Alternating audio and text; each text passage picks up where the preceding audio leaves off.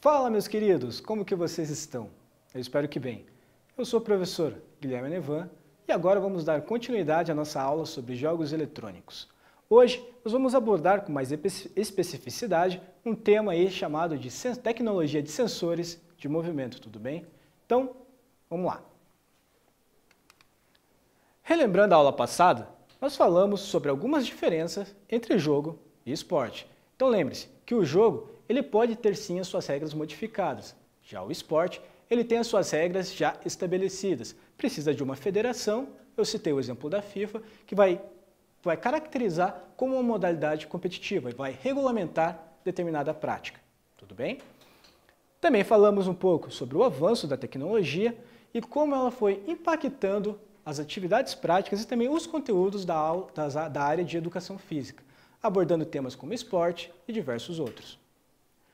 Nós também falamos sobre a criação de novas práticas corporais, usando como contexto os jogos eletrônicos. Então, diversas pessoas estavam adaptando suas práticas, usando jogos como se fosse um tema, contextualizando de acordo com determinado jogo. Então, nós tivemos lá o exemplo do Mario fazendo parkour, nós também tivemos o exemplo do Super Mario fazendo lá o Street Dance para vencer ali um oponente.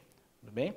Também abordamos alguns pontos positivos e negativos. E nós vamos continuar abordando esses pontos conforme a aula for decorrendo. Tudo bem? Na sequência aqui, nos anos 90 em diante, a Nintendo ela acabou dominando ali o mercado dos jogos eletrônicos. E devido ao sucesso deles, posteriormente, eles lançaram uma evolução desse console, com o intuito de conseguir mais vendas, conseguir mais lucro, mais dinheiro. Foi então que foi lançado o Nintendo 64. E se vocês não sabem, esse console teve uma mudança significativa ali em melhorias gráficas e também na jogabilidade. O controle do console foi todo reformulado para atender melhor ali as expectativas ali dos jogadores e melhorar ali alguns movimentos e também a precisão durante a jogatina. É importante dizer também que esse console ele chegou por um preço considerado bem caro. Aproximadamente ali $600 mais ou menos foi o valor que a Nintendo estava vendendo ali o console naquela época. Aí, na sequência, como ela não estava tendo nenhum tipo de concorrência, chegou ali o PlayStation 1. O PlayStation 1 era o console da Sony, que basicamente ele ia reproduzir no seu aparelho os mesmos jogos que o Nintendo estava reproduzindo. Só que ele tinha uma vantagem, teve uma sacada de gênio. A Sony lançou esse console por um preço bem mais acessível do que até então o Nintendo 64. Lembrando que o Nintendo 64 custava mais de $600, já o console da Sony, o PlayStation, chegou ali na casa dos $300. Tudo bem? Outra sacada que foi de gênio e foi importante para que a Nintendo perdesse ali o posto de principal empresa ali na área de jogos, foi que a Sony teve a sacada genial de perceber que mídias de CD naquela época estavam bombando. Então era novidade, todo mundo estava comprando, assistindo, ouvindo música, assistindo filme, coisas desse tipo, certo? Então o que eles fizeram? Eles, ao invés de continuar utilizando cartuchos, de usar cartuchos que nem a Nintendo utilizava, eles acabaram migrando para esse novo sistema, que era mais moderno e, consequentemente, muito mais prático. Então era muito mais fácil você conseguir arquivar ali os seus jogos e também era mais fácil também de você... Era um produto mais barato ali de conseguir, então você pagava mais barato ali nos jogos de Super Nintendo, de PlayStation. Tudo bem? Aqui para vocês, eu estou mostrando aí uma imagem de como era esse console e como que era o controle. Tudo bem? Você pode ver que agora eles adicionaram um botão analógico ali, justamente para dar mais precisão ali no movimento dos jogadores. E aqui, como que eram os cartuchos e fitas que eram colocados e gravados os jogos ali dentro do console. Avançando aqui. Agora, estou mostrando para vocês aí uma imagem de como que era o PlayStation. Eu tenho certeza que se você não viu, não chegou a conhecer, nunca chegou a ver um console desse aqui, seu irmão, seu pai ou seu tio já deve ter ouvido falar ou experimentado um desses consoles, tudo bem? E quais que foram as principais mudanças? Como eu já disse, a inclusão de mídia de CD e também eles fizeram uma modificação no controle, eles lançaram um controle que tinha uma interface muito mais chamativa, muito mais intuitiva. Então muitos jogadores acabavam preferindo os controles do PlayStation por falar que tinha uma pegada ali mais confortável. Tudo bem? Aqui, ó, apesar do Nintendo 64 utilizar cartucho e algumas tecnologias, de fato, não terem um acabamento tão bom que nem era no PlayStation, ele tinha ali os seus pontos positivos também, né? Apesar de ser um console mais caro, ele também entregava mais desempenho e, consequentemente, melhores gráficos. Aqui estou trazendo para vocês uma comparação entre um jogo de PlayStation e também de Super Nintendo. Se você observar atentamente para a imagem da direita, onde estamos ali com o Nintendo, você vai perceber que as imagens elas têm mais definição, elas são mais nítidas, as qualidades de efeitos de sombreamento são melhores e você consegue obter mais informação do que está acontecendo ali na tela. Já no caso do PlayStation, nós podemos notar que a qualidade das texturas não estão tão boas, nós também podemos perceber que tem bastante serrilhado, então nós não conseguimos notar alguns detalhes ali na tela, então a tela acaba ficando ali um pouco, como que eu posso falar? Ela fica ali um pouco com uma aparência de baixa definição, de baixa qualidade, tudo bem? Mas mesmo com essas diferenças entre os dois consoles, o preço, a diferença de preço entre ambas era tão grande, mas tão grande, que mesmo assim o console da Sony, o PlayStation, acabava se tornando uma alternativa mais interessante e também mais acessível para quem queria desfrutar de diversos games naquela época, tudo bem? Dando sequência aqui na nossa linha do tempo, foi no começo dos anos 2000 que chegou então o PlayStation 2. A Sony já estava liderando o mercado de jogos nessa época. E mais especificamente ali, o lançamento do PlayStation 2 aconteceu no dia 4 de março dos anos 2000, certo? E ele apresentou para nós melhorias significativas, tanto na jogabilidade, também um salto absurdo de qualidade visual, de imagem, tudo bem? E também foi nessa época que nós começamos a ter ali os primeiros serviços de conexão online. Então, antigamente você precisava, para jogar com outras pessoas, você precisava que essa pessoa se dirigisse até a sua casa e você também precisava de um controle extra para instalar ali em seu console. Agora, já não, agora tudo estava ficando mais fácil, tudo mais conectado. Então cada um de sua própria residência poderia estar jogando o jogo de forma conectada, tudo bem? E foi então que a Microsoft, que foi uma das maiores empresas de computador, no ramo de computador e hardware que nós temos aí no mercado, né, ela resolveu entrar no mercado, porque ela viu muito potencial e ela viu que a Sony não estava tendo nenhuma concorrente. Então eles acabaram lançando, ali no final de 2001, o seu primeiro console para jogos, apelidado, chamado de Xbox. Eu acho que é muito conhecido aí da galera aí de casa, certo? E rapidamente ele fez um sucesso absurdo, alcançando ali o segundo lugar em vendas. E ele ofereceu melhorias, serviços ainda melhores que o da Sony, de conectividade multiplayer através de uma rede de cabo aí para usar com internet. Tudo bem? Aqui está para vocês uma imagem dos dois consoles. Vocês podem perceber que eles de fato tiveram, isso para a época era uma aparência bastante futurista, né?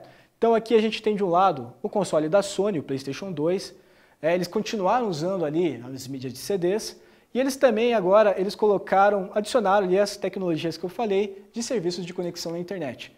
Já do lado direito, a gente tem ali o Xbox. Eu não vou... A preferência por design aí fica a critério do pessoal aí de casa, mas o design do console da Microsoft, ele tinha um design um pouco mais sóbrio.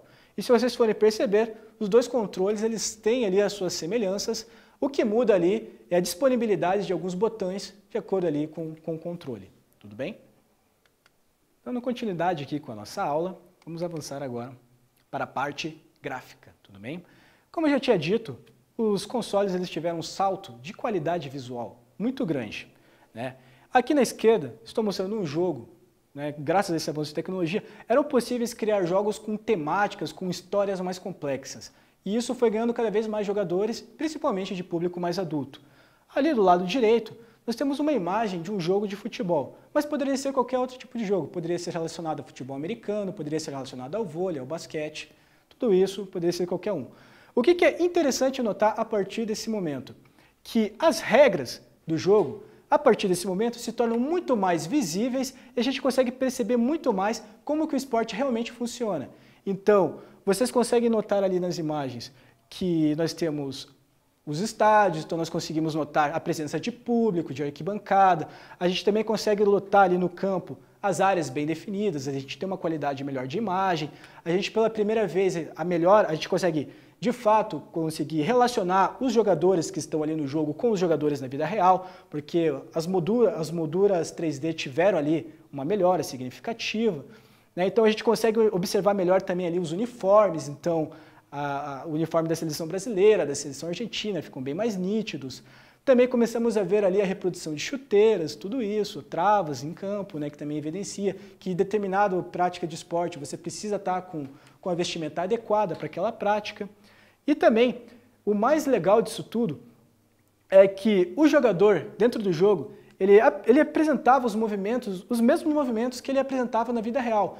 Então, se você escolhesse lá jogar com o time, por exemplo, do Barcelona, e pegasse lá o Messi, dentro do jogo, as habilidades dele iam ser bem parecidas com o do próprio jogador na vida real. Então, o jogador ele vai ser rápido, ágil, ele vai finalizar bem, ele vai te dar uma série de vantagens do que você escolher lá um zagueiro, assim, um zagueiro ou um jogador de outra posição, por exemplo.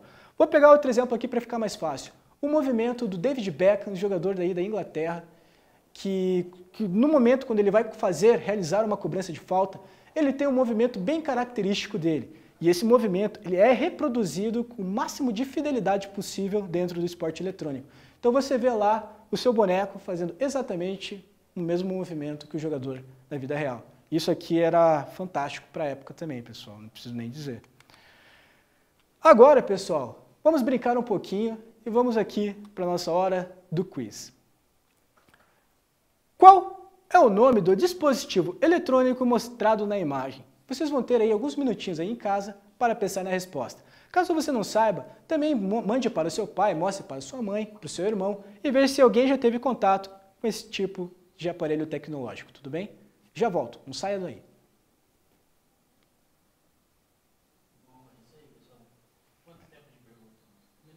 Um minuto. Um minutinho.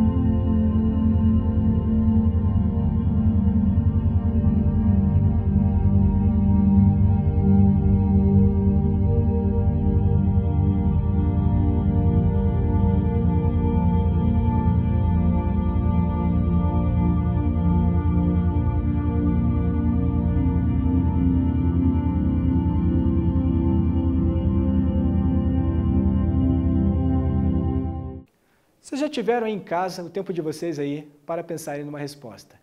E se você selecionou a alternativa E, parabéns, você acertou aí na sua resposta.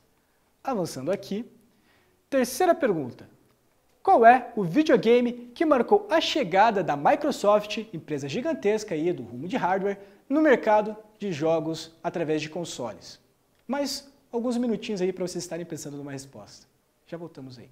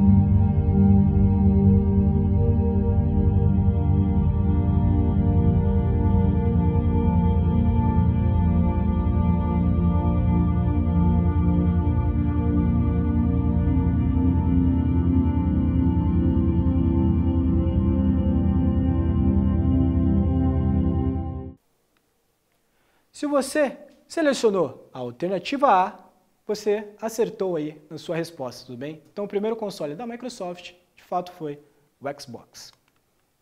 Continuando, nos anos 2005 e 2006, ocorreu mais um salto gigantesco ali de tecnologia e novos consoles com extremo poder de processamento acabaram ali chegando às mãos do público consumidor e, consequentemente, tecnologias de controle sem fio, melhorias de serviços de dados online e também melhoria nos serviços de integração com a comunidade online e também a introdução de sensores de movimento aí nesses consoles. Também tivemos aí a presença de mídias digitais e físicas de Blu-ray, que basicamente eram CDs com mais espaço de armazenamento. Tudo bem? Aqui estou apresentando para vocês o Xbox 360, o PlayStation 3 e na direita ali o Nintendo Wii. Ambos chegaram ali mais ou menos no mesmo prazo, com diferença de 1 ano ali no máximo, entre um console e outro, certo? Aqui, os mais populares, de fato, foi o Xbox 360 e o PlayStation 3, só que o mais inovador de todos era o Nintendo Wii. Ele apresentou para o mercado, pela primeira vez, tecnologias ali com sensores de movimento. Então, eles eram dentro ali do jogo, você conseguia exercer os movimentos, os mesmos movimentos que você exerceria aí na sua vida real, para jogar uma partida de tênis, para jogar aí uma partida de golfe, futebol americano, esportes desse tipo. Ele também acabou nos proporcionando ali diversas mudanças assim, em como os jogos estavam sendo produzidos. E a partir de agora, os jogos estavam vindo com temáticas maiores ali de combate ao sedentarismo. Passando aqui. É importante dizer que tanto a Sony quanto a Microsoft também não ficaram atrás da Nintendo. Eles também lançaram ali, junto com seus aparelhos, o que eles chamavam de tecnologia de Kinect e também de PSI, que era como se fosse uma câmera que ia captar tudo o que acontecesse ali no raio de seu alcance, certo? E como que essa tecnologia ela também pode ser usada? Ela estava sendo utilizada, pode ser usada como um dos principais meios para fins fisioterapêuticos. Então, quando uma pessoa sofre um machucado e se recupera e depois ela perde algum movimento do corpo, esses jogos são uma alternativa extremamente lúdica e divertida para que a pessoa se motive a fazer ali o seu tratamento de fisioterapia. Então, essa é uma das principais importâncias que essa tecnologia nos trouxe, relacionado aí também ao movimento e também ao nosso corpo. Se vocês querem entender um pouco mais, eu deixei aqui recomendado para vocês um documentário que o nome desse documentário, O Lado Nerd da História, Reabilitação. O link está aqui no slide e se você quiser conferir, é um documentário rápido de 10, 15 minutos que vai estar disponível aí no YouTube e vocês vão precisar para conseguir responder as listinhas de exercícios aí em casa. Tudo bem? Também temos aqui a presença de práticas corporais utilizando tecnologias de sensores de movimento. Estou apresentando para vocês aí 2 jogos, né? Um deles vai tratar da dança e o outro vai tratar ali de diversas modalidades de esporte. Na dança mais específico, o Just Dance. E eu também gostaria de lançar um desafio aí para o pessoal aí de casa, que você grave você jogando uma partida de Just Dance e envie para algum amigo. E na sequência, que você desafie o seu amigo a estar fazendo o mesmo, criando outra coreografia e enviando para outro amigo. E lembrando que se você não tem acesso a um Xbox, a um PlayStation, um Nintendo, que tem esses jogos aí disponíveis, você também pode estar verificando no YouTube que lá tem diversas coreografias gratuitas, tudo bem? Mas em momento algum vocês devem se encontrar pessoalmente. Todo esse experimento deve ser feito online com cada um dentro de sua própria residência. Tudo bem? Então é isso, meus queridos. Eu vou ficando por aqui e vejo vocês novamente aí nas nossas próximas aulas e vamos continuar falando aí sobre os conteúdos de jogos eletrônicos nas aulas de educação física. Um grande abraço e vejo vocês aí em breve. Fui!